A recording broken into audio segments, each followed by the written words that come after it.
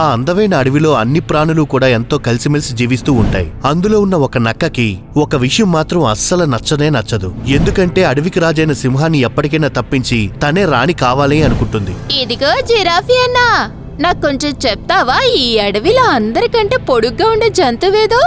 అరే, ఇది కూడా అడగాల్సిన విషయమేనా ఏంటి? అదెవరో కాదు, నేనే.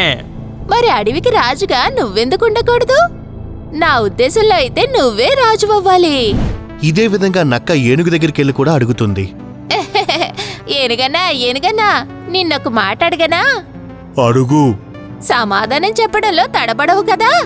నేనెవరికి భయపడను, అలాంటప్పుడు తడబడ్డం ఎందుకు? అయితే ఈ విషయం చెప్పు, ఈ అడవిలో అన్నిటికంటే బలమైన జంతువు ఏది? ఈ సమాధానం చెప్పడానికి కూడా పెద్ద తెలివితేటలు ఉండాలా ఏంటి? అడవిలో అన్నిటికన్నా బలమైన జీవి ఏది అంటే నేనే. ఒకవేళ అదే నిజమైతే నువ్వే చెప్పు. అడవిలో అందరికంటే బలవంతమైన ప్రాణివి నువ్వే అయితే మరి సింహం రాజు అడవికి రాజు ఎలా అవుతాడు?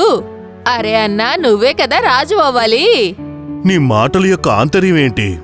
ఆలోచించు. ఒకవేళ నువ్వు రాజుగా మారాలనుకుంటే నా మొదటి ఓటు నీకే అవుతుంది. ఏనుగు చెవులో లేనిపోనివి చెప్పి ఆ నక్క చిరుతని కలవడానికి వెళ్తుంది.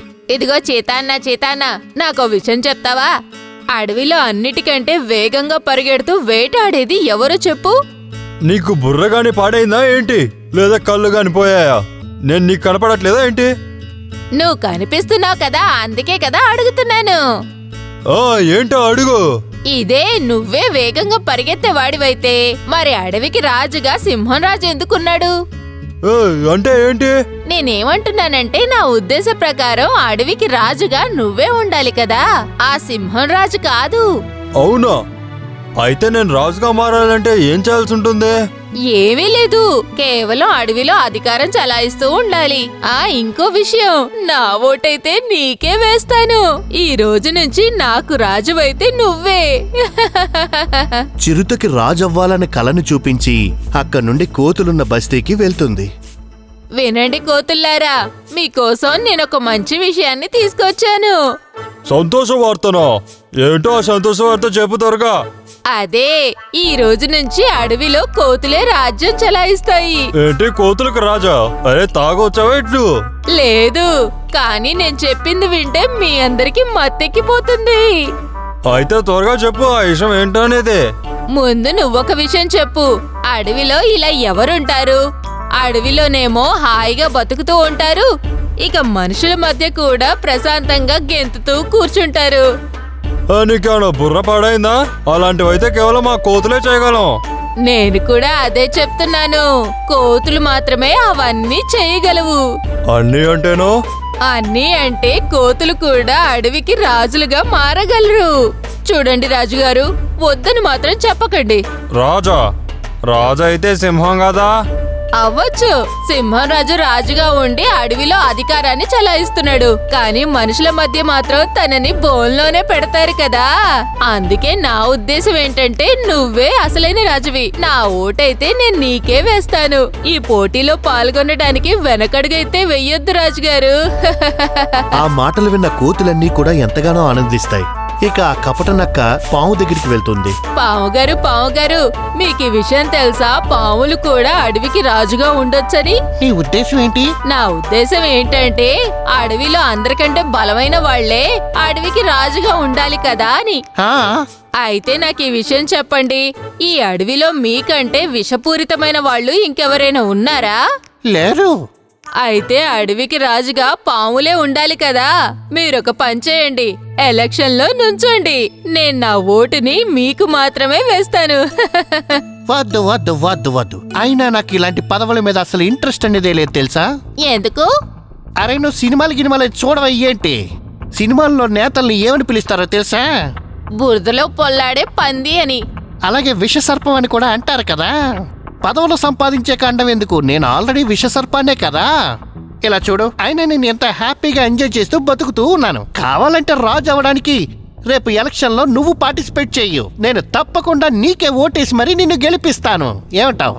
సరే, మీరు గనక మద్దతిస్తానంటే రాజుగా ఉండడానికి నేను సిద్ధం. కానీ మీరిచ్చిన మాటను మాత్రం మర్చిపోకండి. మీ అందరి ఓటుని నాకు మాత్రమే వేయాలి. Vote for me. అక్కడి నుండి నక్క జింకల దగ్గరికి వెళ్తుంది. జింక నువ్వు నాకు ఈ విషయం చెప్తావా? ఈ అడవిలో అన్నిటికంటే వేగంగా ఏది పరిగెత్తగలదు అని? అందరికంటే వేగంగా అంటే 2 జంతువులే పరిగెత్తగలవు. మమ్మల్ని పట్టుకోవడానికి చిరుత వేగంగా పరిగెడుతుంది, ఇక దాని నుంచి తప్పించుకోవడానికి మేం పరిగెడతాము. సింహం మీకంటే వేగంగా పరిగెత్తగలడా? లేదు. మరి సింహం రాజు అడవికి రాజు ఎందుకు అవ్వాలి? చూడు జింక, ఒకవేళ నువ్వు రాజుగా అవ్వాలనుకుంటే నా ఓటుని నీకు మాత్రమే వేస్తాను. ఇదిగో నక్క, మాకు నీ ఓటు గీటు ఏం అక్కర్లేదు. ఒకవేళ పొరపాటున కూడా మేము ఎలక్షన్లో నుంచున్నామంటే ఆ సింహం రాజు మమ్మల్ని చంపేస్తాడు. సరే అయితే మీరెలా అనుకుంటే అలాగా. ఒకవేళ నేను గనుక పోటీ చేస్తే మీ ఓట్లని నాకు వేస్తారా చెప్పండి? హాహా, మేమందరం నీకే ఓటేస్తాం. అక్కడి నుండి ఆ కపట నక్క నవ్వుతూ బయలుదేరి వెళ్తూ ఉంటుంది. ఒకానొక రోజు అడవిలో ఉన్న జంతువులన్నీ కలిసి పంచాయతీ దగ్గరికి వస్తాయి. చూడండి అందరూ, ఇప్పటి వరకైతే ఈ అడవిలో రాజుగారిని ఎవరు ఓడించిందే లేదు. కానీ మొదటిసారి అయితే ఓటమి గురించి మాట ఎత్తారు కదా, అది ఇప్పుడు మన రాజుగారు తెలుసుకోవాలనుకుంటున్నారు. మీరందరూ కూడా ఓటమి గురించి ఎందుకు మాట్లాడుకుంటున్నారు? అరే, ఈ అడవిలో అన్నిటికంటే పొడవుగా ఉండేది నేనే కదా, అప్పుడు రాజుని కూడా నేనే అవ్వాలి కదా. కాస్త గాల్లో మేడలు కట్టకు, కాస్త కిందకు దిగి చూడు. ఈ అడవిలో అందరికంటే బలవంతుణ్ణి నేనే కదా, కనుక నాకే రాజయ్యే అర్హత ఉంది. అర్థమైందా? గడ్డి అలాగే పళ్ళు తినే వెజిటేరియన్ నేనుగా. నీలో దమ్ అయితే ఉంది, కానీ నువ్వు నాలాగైతే పరిగెత్తగలవా ఏంటి? నేను ఒక్కసారి గట్టిగా 2 అడుగులు వేసాననుకో, ఇక్కడి నుంచి అక్కడ దాకా వెళ్తాను. నువ్వు వెళ్ళగలవా ఏంటి? ఏదో రాజు అయిపోతానని పెద్ద వచ్చి చెప్తున్నాడు, అందుకే రాజు అయ్యే లక్షణాలు నాకు మాత్రమే ఉన్నాయి. అందరి మాటలు విన్న తర్వాత కోతి కూడా ఈ విధంగా అంటుంది. అరే, మీరు రాజులైపోతే గనక మేము ఇక్కడికి వచ్చింది మీకు ఆయిల్ పెట్టి మసాజ్ చేయడానికి అనుకుంటున్నారా ఏంటి? ఇదిగో చూడు కోతి పిల్ల, నువ్వు కాస్త సైలెంట్గా ఉండమా. అసలు నువ్వు ఈ అడవి కోసం ఏం చేయగలవు చెప్పు? నేను ఆ దేవుడైన రావుడు భక్తున్నే. నేను తలుచుకుంటే లంకని తగలబెట్టగలను, అలాగే ఈ అడవిని కూడా నడిపించగలను. అంటే మీ అందరి దగ్గర మీ బలాలు ఉన్నాయన్నమాట. కొందరికి కండ బలం, కొందరికి బుద్ధి బలం. మేమేం తెలుసుకోవాలనుకుంటున్నామంటే సింహం రాజు దగ్గర ఏముంది? తనే ఎప్పుడు రాజుగా కూర్చోడానికి.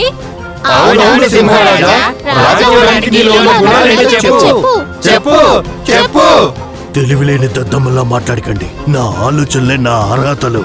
మీరు రాజు అవ్వాలని ఆలోచిస్తూ ఉన్నారు. నన్ను నేనెప్పుడు రాజుగానే అనుకుంటాను, అందుకనే నేనే రాజుని. డైలాగ్ అయితే బానే ఉంది. ఎలా అంటే అచ్చం సినిమా లాగా. ఎక్కడైతే నేను నుంచోనున్నానో అక్కడి నుంచి నా ప్రపంచం అన్నట్లుగా. ఇదేమి సినిమా కాదు మాట్లాడుకోవడానికి. కష్టాల్ని నష్టాల్ని ఎదుర్కొంటూ ఉండాలి. మాకు రక్షణ కల్పిస్తావు, అలాగే మమ్మల్ని చంపుకొని తింటావు. మమ్మల్ని చంపుకొని తినే కదా మీరు పార్టీ చేసుకుంటారు.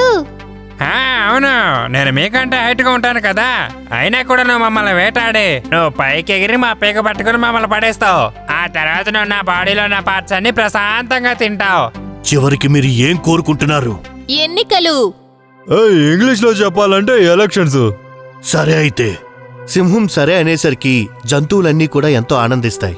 అప్పుడే పులి అరుస్తున్న అరుపులు వినిపిస్తాయి. కాపాడండి, కాపాడండి. పులి ఆ విధంగా అరిచేసరికి జంతువులన్నీ ఎంతో కంగారు పడిపోతాయి. అప్పుడే పులి అక్కడికొచ్చి ఈ విధంగా అంటుంది. మహారాజా, వేటగాళ్లు అడవిని 4 వైపుల నుంచి ఆక్రమిస్తున్నారు. అలాగే పాపం ఒక జింకని కూడా పట్టేసుకున్నారు. ఏదైనా చేయండి మహారాజా, ఏదో ఒకటి చేయండి. అడవికొచ్చే వేటగాళ్ళ నుంచి కాపాడడం రాజు యొక్క కర్తవ్యం. కానీ ఇప్పుడు నేను ఈ అడవికి రాజును కాను. మాకేం అర్థం కాలేదు మహారాజా. వీళ్ళందరూ కూడా రాజు అవ్వాలని కోరుకుంటున్నారు. ప్రతి ఒక్కరి దగ్గర వారి యొక్క ఆలోచనలున్నాయి. కాబట్టి ఎలా కాపాడుతారో వారినే అడుగు. సరిగ్గా అదే సమయానికి వేటగాళ్ళు జంతువులన్నింటినీ చుట్టుముట్టి ఉంటారు. ఎవరైనా కదలడానికి ప్రయత్నం చేస్తే గనక వాళ్ళని కాల్చి పారేస్తాను. మహారాజా, మమ్మల్ని కాపాడండి, దయచేసి మమ్మల్ని కాపాడండి. ఈ అడవిలో అందరికంటే ఎత్తైనది జిరాఫీ. దాన్ని అడగండి, కాపాడుతుంది. మహారాజా, నేను అందరికంటే ఎత్తుగా ఉంటాను, కానీ మీకున్నంత గుండెదారం అయితే నాకు అస్సలు లేదు. అలాగైతే ఏనుగుని అడగండి, అందరికన్నా బలమైంది కదా. నేను బలమైన వాణ్ణే మహారాజా, కానీ మీ అన్ని తెలివితేటలు నాకు లేవు కదా. అలాగైతే చిరుతను అడగండి, అది చాలా వేగవంతమైంది కదా. దాన్ని అయితే ఇప్పుడు నేను పచ్చడి పెట్టుకోవాలా అయితే? వేటగాళ్ళు అయితే నన్ను సులువుగా పట్టుకోగలరు, అది మీకు కూడా తెలుసు కదా. అలాగైతే కోతుల్ని అడగండి, ఈ అడవిలో అవే కదా ఎక్కువ ఉంటాయి. ఈ అడవిలో మూల మూల ఏం జరుగుతుంది, ఎక్కడేమున్నాయో అన్ని కూడా వాటికే బాగా తెలుసు. నా డైలాగే నాకు తిరిగి కొడుతున్నావు మహారాజా. మహారాజా, నా వల్ల పొరపాటు జరిగిపోయింది. ఒకవేళ మీరు ఓకే అంటే కనుక నేనే మీకు రోజు ఆయిల్ పెట్టి మసాజ్ చేస్తాను. కానీ ఇప్పుడైతే మీరు మమ్మల్ని కాపాడండి మహారాజా, కాపాడండి. లేదు, మీరందరికీ రాజు అవ్వాలని కోరిక ఉంది కదా, కాబట్టి ఈ అడవిని మీరే కాపాడండి. మహారాజా, మేమెప్పుడు అనలేదు కదా మాకు మహారాజా అవ్వాలనుందని. మాకు ఈ ఎలక్షన్లు అసలు ఇష్టం ఉండదు మహారాజా. మహారాజా, అటు చూడండి, వేటగాళ్ళ చేతుల్లో నా బిడ్డ చిక్కున్నాడు. ఒకవేళ ఆ స్థానంలో మీ బిడ్డే ఉండుంటే మీరు కాపాడేవారు కాదా? మహారాజా, క్షమించే వ్యక్తుల్ని చాలా గొప్ప వ్యక్తులు అంటారు. వాళ్ళని క్షమించండి మీరు. మమ్మల్ని క్షమించండి. మమ్మల్ని క్షమించండి. అందరి మాటలు విన్న తర్వాత సింహం ఆ వేటగాల్ని ఎదుర్కోవడానికి సిద్ధమవుతుంది. ఇలా చూడండి, మాకు మీతో అసలు పోరాడాలని లేదు, కాకపోతే మా మనసుని అర్థం చేసుకోమని ప్రాధేయపడుతున్నాను. చెప్పు, విషయం ఏంటి? ఇక్కడ వేటను మీరు చేస్తారు, మేము కూడా చేస్తాము.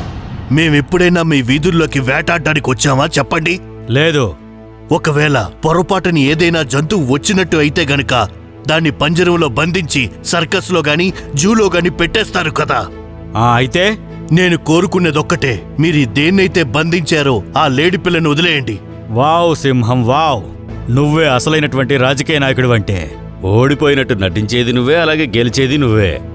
మంచి మంచి మాటలు చెప్పి జింకని విడిపించుకుంటావు, అలాగే అడవిలో అందరినీ అప్రమత్తం చేస్తుంటావు. రాజంటే నీలాగే ఉండాలి. నువ్వు అనుకుంటున్నంత తెలివి తక్కువ వాళ్ళమైతే మేం కాదు, అర్థమైందా? అలాగైతే మీరు ఏం కోరుకుంటున్నారు? ఒక ఎక్స్చేంజ్ ఆఫర్ ఇస్తున్నాను, తీసుకో. ఒకవేళ ఆ జింకని వదిలిపెట్టాలని నువ్వు అనుకుంటే కనుక ఇంకా ఏం మాట్లాడకుండా నువ్వు వెంటనే బోన్లో బందీగా అయిపో. అప్పుడే నేను ఆ జింకని వదిలిపెడతాను. వద్దు మహారాజా, మీరలా చేయకూడదు. ఏంటి ఇప్పుడు మీ వంతు వచ్చేసరికి భయం వేస్తుందా ఏంటి? చెప్పు, బోన్లోకి వస్తావా లేదా? వద్దు మహారాజా, మీరు మా అందరికీ కావాలి. నేను సిద్ధంగా ఉన్నాను. ఈ లేడి పిల్లని కాపాడడం కోసం నేను బందీగా వస్తాను మీ దగ్గరికి. కానీ నాదొక షరతు ఉంది. ఏంటా షరతు? నేనిక్కడ రాజును కనుక నా ప్రాణాలున్నంత వరకు నేను మీకు గులాంగిరి చేస్తాను. కావాలనుకుంటే నన్ను సర్కస్లో అమ్మేసినా పర్వాలేదు, లేదా నన్ను జూలో బంధించినా పర్వాలేదు. కానీ మీరిక్కడున్న జంతువులు ఏమీ చేయకూడదు, ఎప్పుడు ఇక్కడ వేటకి రాకూడదు. సింహం మాటలు వినేసరికి అక్కడున్న జంతువులన్నీ ఎంతగానో బాధపడతాయి. సింహం రాజా, నన్ను క్షమించండి. అడవిలో ఎన్నికలు పెట్టాలన్న పిచ్చి ఆలోచన నేనే మొదలు పెట్టాను. దయచేసి నన్ను క్షమించండి. నేను కూడా తన మాటలకు అంగీకరిస్తున్నాను. నన్ను కూడా క్షమించండి మహారాజా.